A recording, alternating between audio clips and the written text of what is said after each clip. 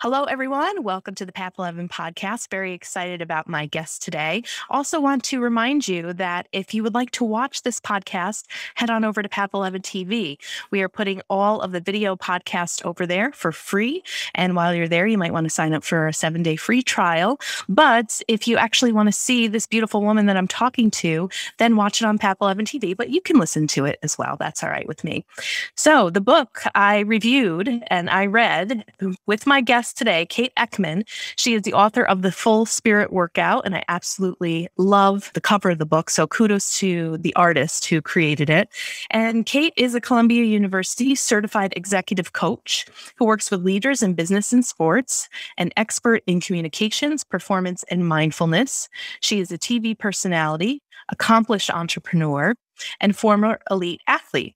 Kate is also a meditation teacher and course creator for Insight Timer, which is actually the meditation app that I have downloaded. And I didn't even realize that until I got your book. So now I'm going to follow you on Insight Timer. And she is a fellow New Yorker, lives in New York City. So you guys know I have a soft spot for my fellow New Yorkers who come on the show. So Kate, welcome to the Path 11 podcast. Thank you so much for having me. It's my absolute joy to be here.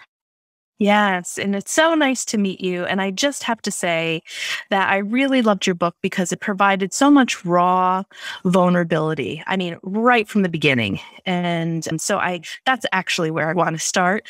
And my audience knows that, I do mental health therapy on the side. So of course, when I began to read your story and saw that you had lost 2 people to suicide and that you were also, it felt like to me reading your book, part of your spiritual awakening and kind of your come to moment was in the process of having a major panic attack in the streets of New York City.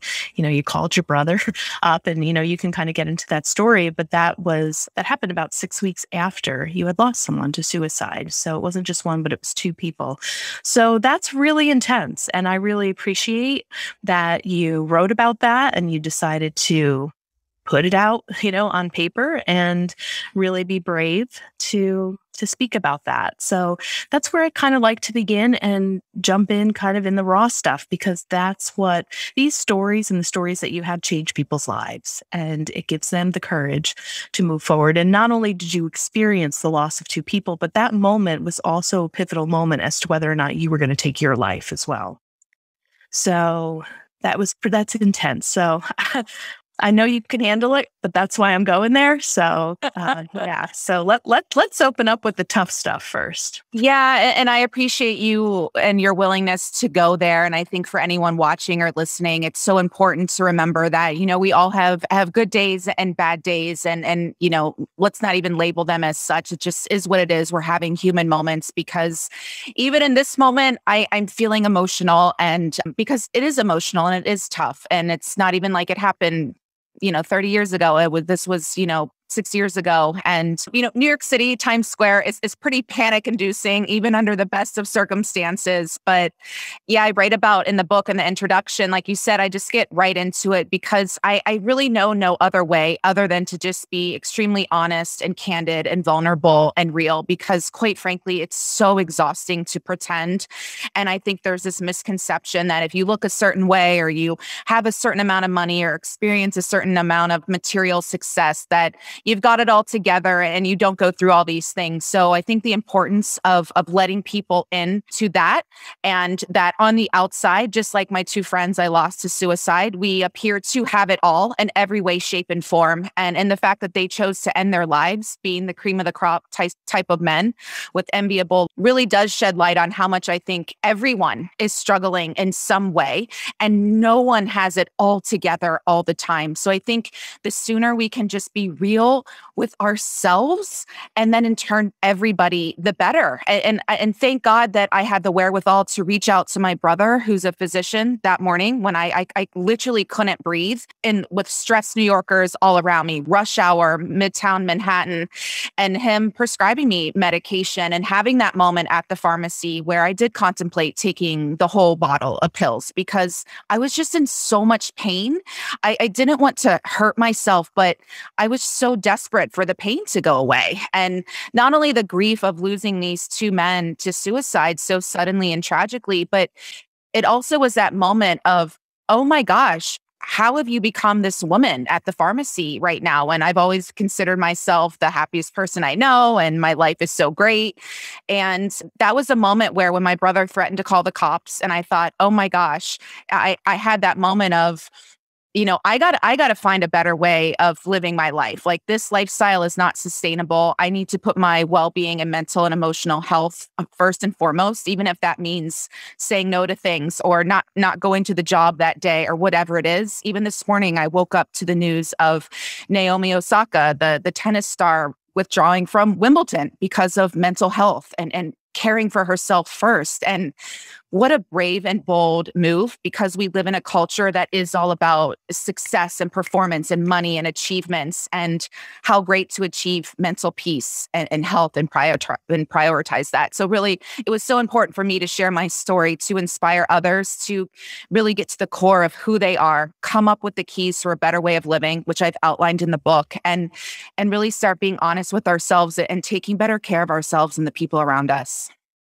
Yeah, thank you. And there was a part in the beginning of that story that was funny but not funny, where you were like, I was crying, I'm in the middle of New York City streets, and I'm walking. The great thing about New York City is I was walking down these streets hysterically crying, and nobody cared to listen or to stop me or to notice me. But that's also the bad thing about New York City too. It's kind of like, here you are having this real strong emotional breakdown, walking the streets of New York City. And I'm sure hundreds of people saw you from where you were to the point that you got to the pharmacy, to pick up the medication, but yet nobody stopped. Nobody said, hey, are you okay?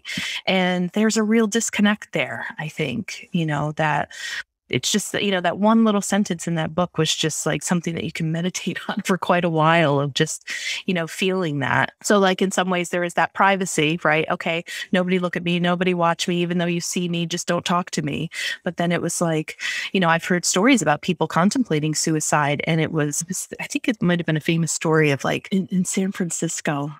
And there was a guy that was walking, and he had prayed to God, and he said, if somebody asks if I'm okay, then I won't jump. And somebody did. They asked if he was okay.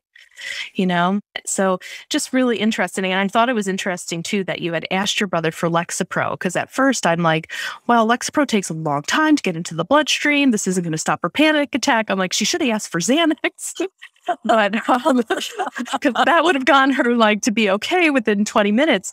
But it was interesting because as I was thinking about that today, I thought, well, wow, I wonder if there really was this unconscious plan of, give me the Lexapro so I could really down the bottle. It's like, so that you had access, you had the means, you had a plan, and those are three really very dangerous things, especially being a mental health provider. I mean, though, that's what we assess. Suicidal ideation and thoughts is one thing. Like, the majority of the population will have that. You'll come across suicidal thoughts in your lifetime. That's not uncommon. But where you start to get really concerned is when somebody has a plan. But if they don't have the means, not a big deal, right? But a plan and then the means to be able to do it, to carry it out, that's danger zone. So, and I think what's scary for me is that all it takes is a moment of forgetting who we are to end a life that is so beautiful and think of what could be. And I think that's the tragedy of men, heterosexual men in particular, who are taught not to show any emotion, have that stiff upper lip in the spirit of being a man, and how unhealthy that is. And that's why it's so important for me to speak openly about this and to talk to college kids and start to get into high schools. And I work with a lot of student athletes, because I was a student athlete my whole life, and until I was 22 years old, because we don't have a lot of language around this. And there's so much emphasis on our physical health and what we look like physically, but not nearly as much attention is paid to how we look and feel on the inside. And we don't exercise our spirits and our mental and emotional muscles. We're not training our attitudinal muscles. It's almost an afterthought. And I really am trying to make this mainstream language. It's things we talk about. I think just, the tennis star, if you withdraw from the tournament because of an injury, a physical injury, oh, okay. But what if you're mentally not there? Then it's this big thing. And even people dealing with the loss of a loved one, it's kind of like, I'm so sorry, take the weekend. We'll see you back at work, working full time, 12-hour a day, hardcore on Monday. And just the disservice that we do not to just ourselves, but each other, and especially in American culture, and the stress and the hustle and how that's glorified. And whoever is listening, I think you're meant to be listening to this and really start getting honest with yourself. And something that I developed starting with the COVID lockdown 15, 16 months ago is what I call sit and stare time. And it's a minimum 5 minutes a day. I do more like an hour, either at a time or divided up. And I sit and stare out the window and process and reflect. There's been so much to process this past year alone, not just with COVID. There's been so many other viruses in our world, as everyone is well aware of. And check in with yourself like you would a small child and ask, how are you doing? What do you need right now? What's working? What isn't? Who do you need to let go of? What do you need to let go of? And the days you're feeling extra brave and bold, say, I'm so proud of you. You handled that upsetting email with so much grace and compassion. You didn't lose your cool like you would in the past. Great job. I'm really honoring the work that you've been putting in. And it sounds almost laughable and it's certainly counterintuitive to have these sorts of dialogues with ourselves, because what is it normally? Like, you suck. You got that wrong. Look at Sally. She's doing so much better than you. Why can't you put yourself out there like Johnny and achieve all these things? I mean, it's so sick.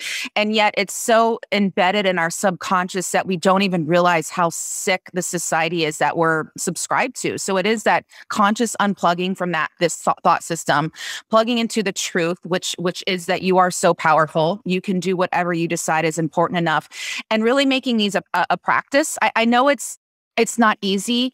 And that's why having a strong why, for me, it is my friends, Sam and Rolf, who are no longer with us. I dedicated the book to them and to everyone who struggles with mental health, which turns out is everyone. Hello. It's part of the human condition. And so getting more comfortable doing these inner exercises. And the thing is, you get all the results, just like physical exercise, and it may not happen overnight, but we become the men and women who are capable of attracting the experiences and opportunities and relationships. And we're building the inner confidence that can withstand any storm. So you want to keep doing these practices because you see such incredible results, starting with how you feel and how improved your relationships in life really becomes.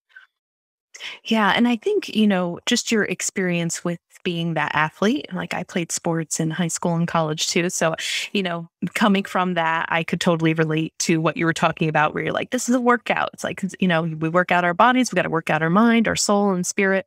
But also the fact that you were a model, you were a part of television. I mean, your whole outside and being attached to the physical and this three-dimensional, body here, and then to move more into the spiritual state and realizing that you were so much more than the physical. But, I really feel like I'd like you to talk about that too, because there's a lot of ego work that needed to, probably be worked through there. And not ego in a bad way of like, oh, I'm a model, this and that. But it's kind of like the way that people were probably poking at the ego and making it be all about the beauty or this or that. And I remember the story that you told about getting replaced with like, what was it? Computer generated image himself. Yeah. Yeah. A computer generated image. And they're like, yeah, we don't need you anymore. We're just going to use this. It's like, wow. And I think about that all the time of like artists and musicians. And you stated it in your book too. It's like people almost feel like they have a free ride to be able to comment and judge you and kind of forget that you're this actual real person on the other side of that image or on the other side of that Instagram account. So I'd like to just hear a little bit more about how you were able to break down and maybe even come into a better relationship with your own ego and take care of it, with how it might have been damaged in that industry, and then how you kind of came out the other side with that.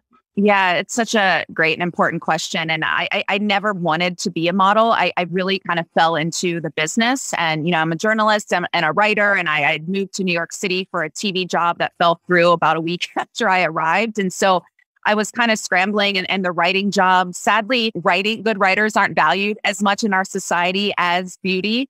And so, I didn't want to be a model for ooh, look at me, I'm a model. I'm like, I wanted to pay my bills and be able to continue my writing career on the side and living in such an expensive city. So, I feel like in many ways modeling the business kind of chose me to, everything is never, it's always a higher purpose and what we're here to heal in our soul and in our, agreements that we have when we come into this lifetime. But that business brought up every insecurity I knew I had, and even more that I didn't know that I had. And I think it was this whole healing process, but quite painful. And if you really think about it, how absurd is it for, you to be judged based on mom and dad and grandma and grandpa's genetics, and not just the genetics, but some random person's opinion of your genetics. And then so many times I would lose the job, and I'd watch the ad. I'd talk about being up for this huge national commercial starring Sofia Vergara, and the casting director said I was exactly what they were looking for. I go on all these auditions. I don't get the job, and I'm devastated. But when I see the commercial, my polar opposite got the job, a petite African-American woman, when I'm, a very tall, very curvy Caucasian blonde woman. So there was the relief and the laughter in that, and that message that, 99.9% of the things that happen to us, it's not about us even. It's, so I take rejection much better now. And I think for me, when I think of rejection, I think don't self-reject. I think we reject ourselves and overlook ourselves so many times and criticize ourselves so many times. So that was a lesson for me, even with being publicly body shamed and that being hurtful. And then me really taking my power back and thinking, my thoughts and opinions about my body are the only ones that truly matter. And P.S. And by the way, Kate, you are guilty of dishing out some pretty harsh criticism of your body and your appearance. So I think the more that we can, disengage from all the nonsense and other people's opinions and really tune into what we think and cultivate those inner characteristics like kindness and intelligence and compassion. And that's what, people used to ask me, oh, what's your biggest beauty secret when I would do magazine articles? And I said, valuing myself for something other than my appearance. I love beauty products as much as the next person, but I at the end of the day feel good about myself because I am able to connect with other people in a meaningful way. I'm kind, I'm compassionate, I'm a good friend.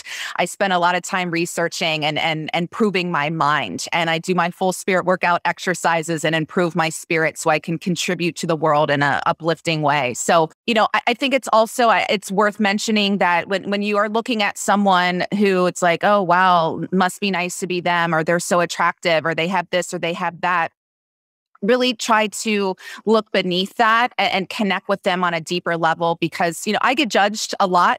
And in the promotion of this book, I had a woman in a live television interview say to me, well, you're young and beautiful. You get whatever you want.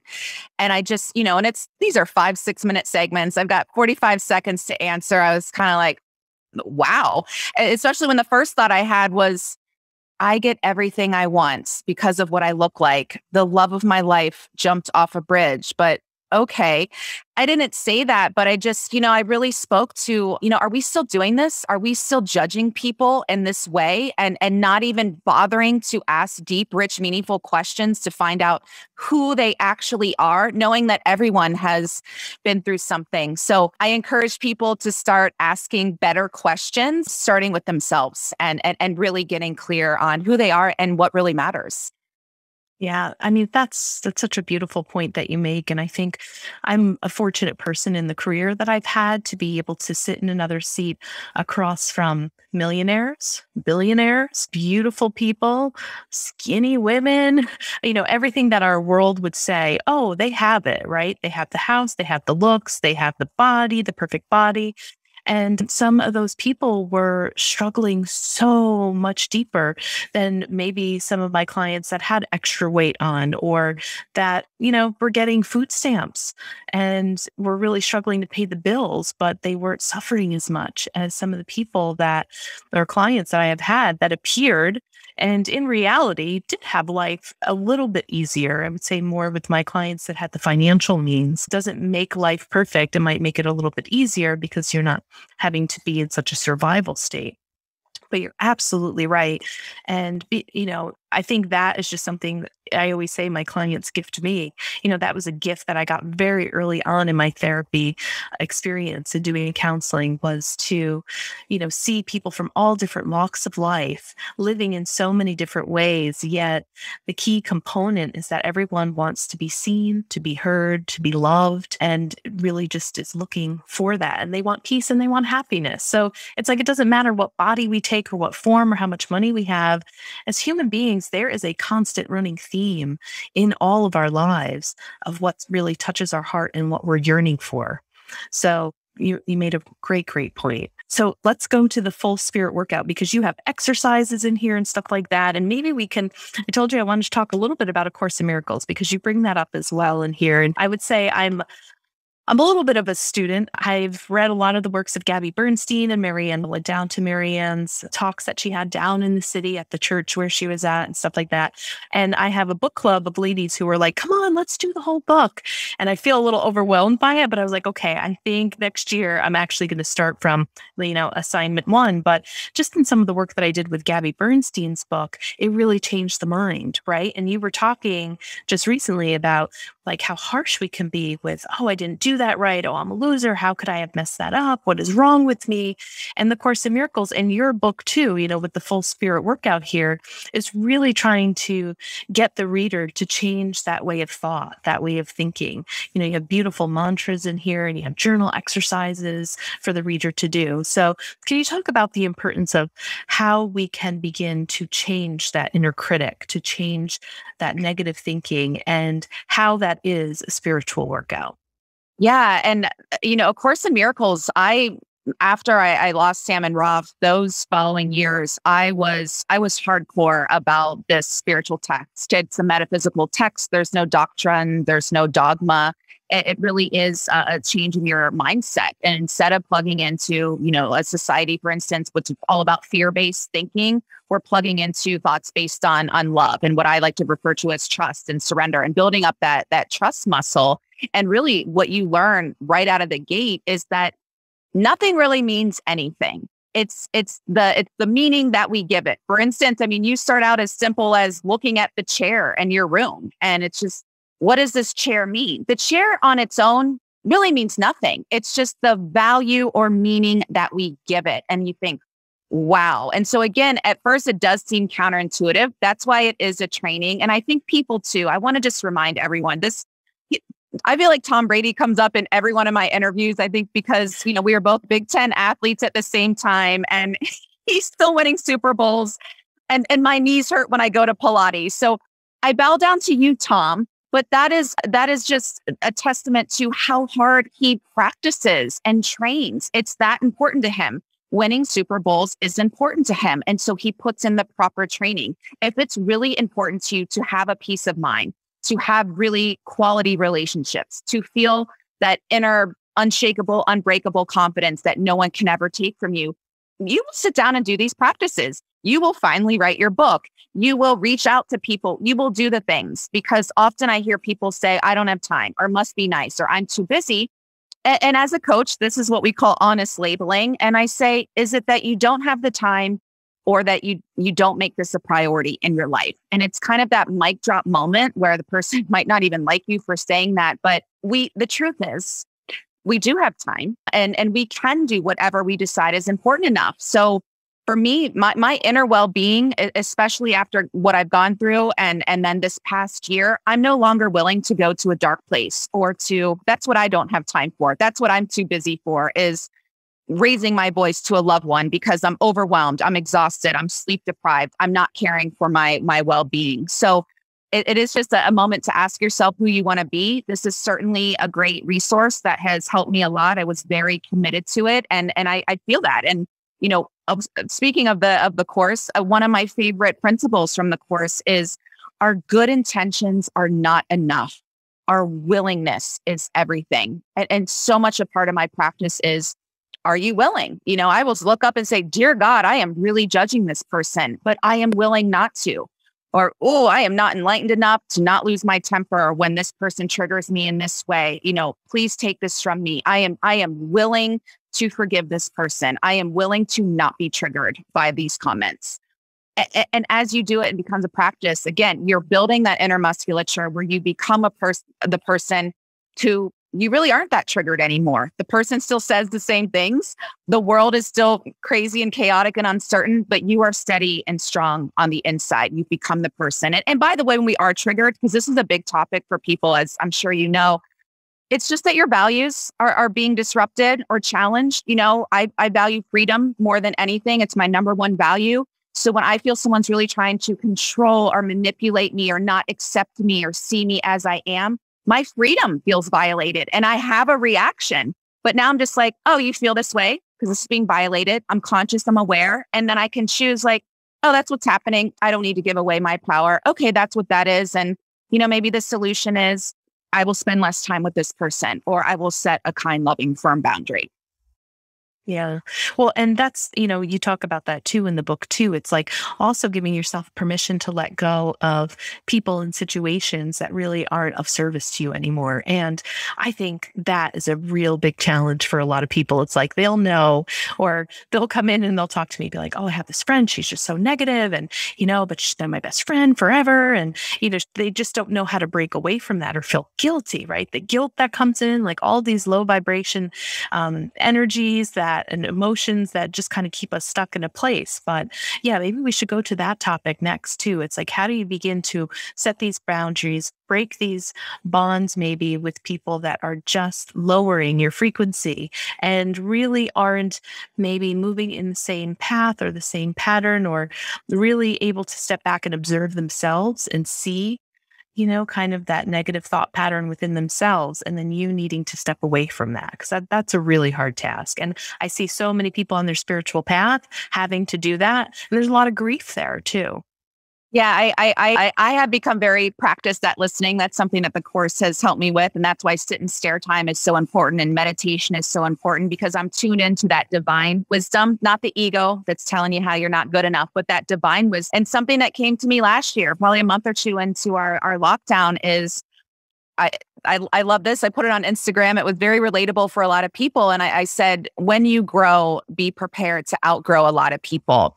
And this is not to come from a place of judgment, although it's easy to go to that place. But for me, when I go to a place of judgment, I immediately shift into compassion, because that's a much better place to dwell, and having compassion for the person, wherever they are on their journey, and wherever you are on your journey. But, relationships are family members, lifetime assignments. This may not always mean that you like them, but they are here. A romantic relationship, there to trigger you and bring up all your stuff like no other. But if you look at it as a form of detox, and you're getting all this stuff out, then you can, honor that relationship, even if it didn't turn out the way you wanted it to, or you ultimately break up. I think if you can think how you've learned and how you grew in that time, that's great. I think with relationships, some have run their course. Not everyone is meant to be in our life forever. That's okay. I just encourage you to release people with love and compassion and grace. Otherwise, as I've experienced, you will keep attracting the same person over and over, because you have not worked out your stuff. And so for me, I feel like I dated the same man again and again.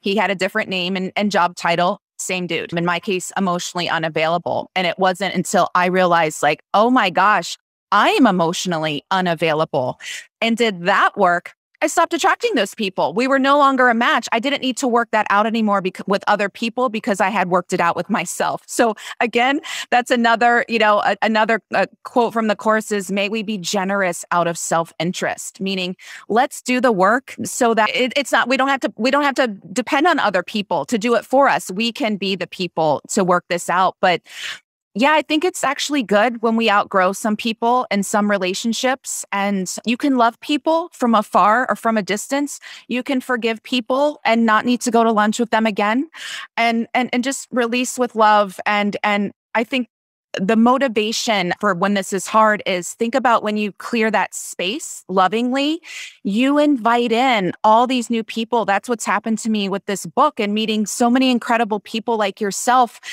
I have room to bring in people who see me and hear me and acknowledge me and genuinely love and support me and want to give to me rather than just take. Does that make sense?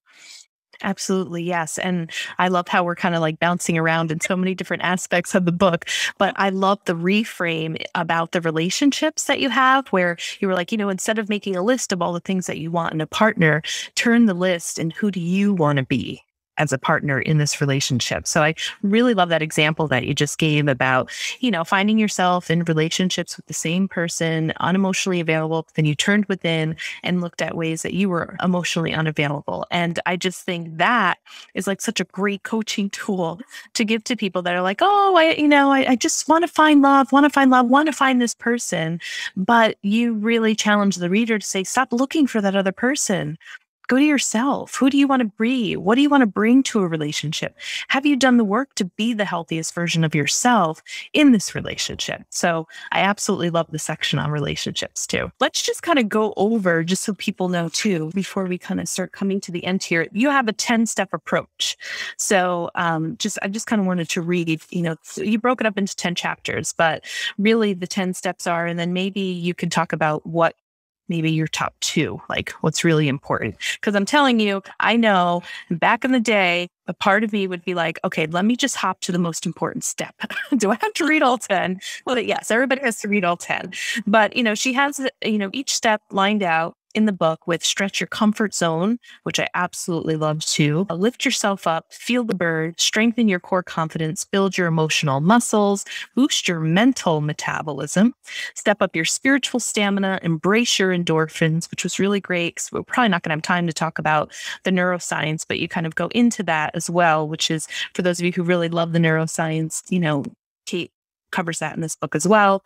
Rock the freedom freestyle and cool down with inner calm.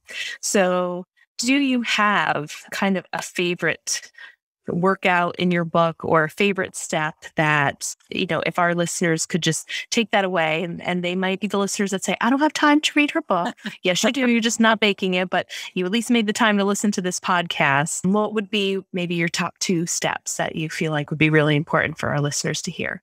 Yeah, I feel like this is such a tough question because these feel like my 10 children, and I do love them all equally. And this program is directional, not linear. You can bounce and switch around. I pick up my own book, and when I'm, sometimes when I get in that space of my thing I have to overcome is I always want to be 10 steps ahead of where I am. So I'm like, oh, girl, you need to, I go and I think there's this myth too, like, oh, if you write the book, you don't need to do it. That's like, again, saying to a top athlete, you've won a Super Bowl, you don't have to practice anymore. No, you actually have to practice harder than everybody to maintain and to keep reaching those high goals. So what's coming to me right now to share, and this is step 7, step up your spiritual stamina. And this is all about surrender and that trust muscle, and really 2 stories to illustrate this. One is the reason that I'm alive. So it's something that I think of often. My mother couldn't get pregnant for nearly 8 years, and doctors said, if you want to have kids, you're going to have to adopt. She had health reasons. My dad luckily even returned from the Vietnam War, where this could even be a possibility. They got married and he went to Vietnam the next week. Many of his counterparts did not return, sadly. So growing up, she always called us miracle children, and we're all miracles. It is a miracle to be alive. But I asked her, what does this mean? And she shared this story. And I said, well, gosh, how were you able to get pregnant after all this time? And she said, I gave up. And she didn't mean she threw in the towel or stopped being with my dad. She is a woman of faith, believes in a higher power. She literally gave it up, surrendered. And I think that took all the stress and pressure off of her body. And she got pregnant with my brother a month later. And my brother and I are only 18 months apart. So and it's the 70s where people are like, and my parents were dinosaurs back then. They were mid-30s before they had kids. And it's like, what's wrong with you? They had been married 10 years. And so it is just such a testament to giving up as an act of faith. And I start off the chapter with, again, a divine download I got that says being okay if it happens and okay if it doesn't is a very powerful place to be. And that was a personal antidote that I shared about even getting this book deal. I mean, it's like this book that you're reading is a result of my own surrender. And it wasn't easy, and full disclosure, I had some rejections on the path to this publication. And My agent sounded just as deflated as I felt when she delivered this latest rejection that the publisher gave at the 11th hour. And I remember looking up at God and the angels and saying, you know what? I took this project on for you. I don't have time to write a book right now. Why would you have me do all this work if you're not going to help me see it through? I mean, I was so upset and had some choice words from my people up there. And, I went to my go-to comfort place in New York City, and I'm having my pizza and my red wine. And I heard that quote, and I understood it not just in my mind intellectually, but I felt it in my bones and in my body, which is where wisdom lives. And it was that moment of, you're right. I don't care when it happens anymore. I'm going to give it up and stop trying to force or control or manipulate. And this is a divine assignment. I know that it will happen, so I don't care when. And it was that act of surrender in that moment, and truly trusting, not just paying lip service to it or posting the quote on Instagram. And 2 weeks later, I was on the phone with my now publisher and my agent, and the book deal happened for the book that everyone is now able to read. And I just think too, believing in divine timing, and that I'm so glad this didn't happen when I wanted it to happen, because, I went back to school and got my master's degree and got 7 certifications in that time I was waiting, and quite annoyed at times. So I think just, keep putting one foot in front of the other, trust the process, trust in yourself, trust in a higher power, whether it's God, the universe, nature. We can all agree there's a power greater than ourselves working behind the scenes at all time. And this is a practice like anything else, but it works. And I'm the proof, and my clients are the proof. And I love hearing stories of people putting these exercises into practice and yielding such incredible results. So have fun with it. Fun is in the subtitle, and you can bounce around, read here and there. But I will also say, a friend of mine said, I have never been able to finish a book ever. I get distracted, whatever. And she said, I read your book cover to cover in 2 days, and then put it down and read it again cover to cover in a couple of days. And so, I'm with people, I'm busy, I'm distracted. So I made this a really fun, enjoyable read, and something that you actually want to do. Yeah, it's so true too. It is a very easy read. You don't really want to put it down. You want to keep going to the next. And so it's fabulous. And I absolutely love your publicists, New World Library. They bring us a lot of our guests. And Kim, a shout out to Kim, because she is amazing. So I think you have a really good publicist. So as they say, right, like sometimes what you don't get is a stroke of luck. And I've heard so many stories of writers needing to go through and getting those rejections before the timing is right, or the right place, or the right people that will really believe in your work and do the work that they need to for you. So it's awesome. The Full Spirit Workout, everyone, a 10-step system to shed your self-doubt, strengthen your spiritual care, and create a fun and fulfilling life. And I want to leave you guys with page 29. She has some just beautiful questions and also daily mantras. So the first question that I want you to take away is, how is sticking to what is familiar and safe keeping you stuck? So maybe that's something to ponder after this podcast. And I'm going to give you a few of these daily mantras that maybe you can take with you as well after listening to this podcast and begin to integrate it into your life. And you can thank Kate for this. Number 1, I accept exactly where I am on my journey right now. I release my fear of what others will think. And this is a really good one. I gamble for fun by having the courage to try again and again. Okay, I'll give you guys one more because I love this too. I surrender expectations from myself, others, situations, and experiences. So those are just a few beautiful takeaways from this book. She has meditations in here that are beautiful. You could read them, close your eyes, and then think about them again. Great questions to contemplate. Kate, it was such a blessing to have you on the podcast today. Again, everyone, the Full Spirit Workout, watch it on Path 11 TV. Watch this conversation on Path 11 TV. I think it's nice to be able to see who I'm talking to, which is why we've added those video virgins. And Kate, take us home. Let us know where people can find you if they want to work with you, if they want to do coaching with you, taking classes. I hope maybe to even meet you someday because we're so close. So maybe, when I'm down in the city, I'll send you an email and say, hey, let's have some pizza and wine. After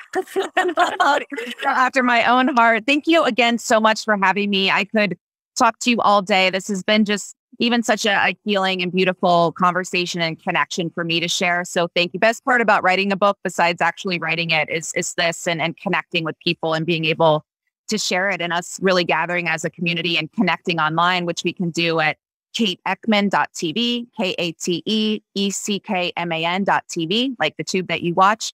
The fullspiritworkout.com has all the book information, all the links where you can buy in traditional bookstores or online.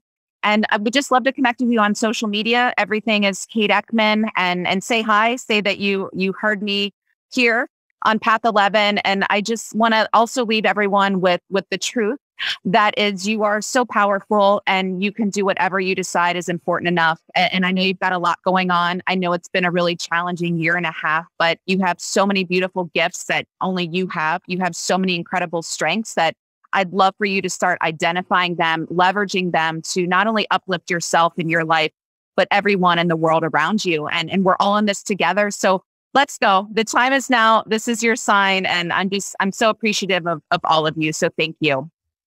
Yes, thank you. And thank you, everyone, for listening. I hope that you have found this podcast of value and that you keep on listening. I love you guys. And I will bring another amazing guest to you next week. Take care, everyone.